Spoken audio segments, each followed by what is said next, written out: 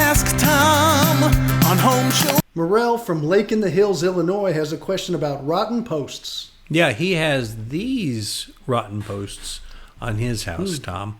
And he writes to us, I have the two porch posts rotten at the bottom. And the contractor recommended to replace with cedar tone and get rid of the railing. In other words, a fiberglass product. I saw an option of fiberglass columns, which will never, the contractor wanted cedar, and then he saw a fiberglass column option.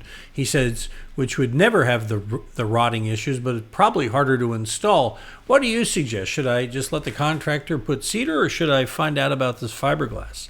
What say you, Tom? Well, I think the easy way out is putting the cedar posts in and taking the handrails out. I don't know how it's going to change the look of the house.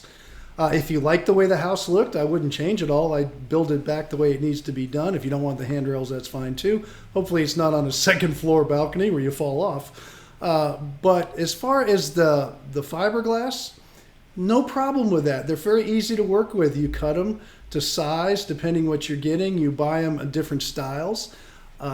What contractors aren't familiar with, they usually don't recommend. And that's what happens, whether it's a contractor or just a carpenter, which I think in this case is probably a carpenter, which isn't downgrading them. I'm a great carpenter too.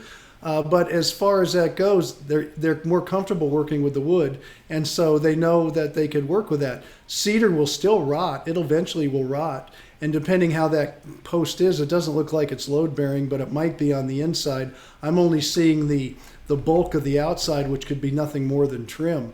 But if you want the fiberglass, you can certainly get it. But here's the difference. When you get the cost of the fiberglass posts, I think that's when you'll say, I like cedar. I don't know what else to say, because they're expensive. Yeah, I'll bet. I'll bet. Yeah, that vinyl fencing, it's same very kind of popular materials, out west. Very popular. And my mom replaced hers. I saw the price. I was like, "Ay caramba! I could get an 8-foot with the topping on it all around my property for less than that." That's right.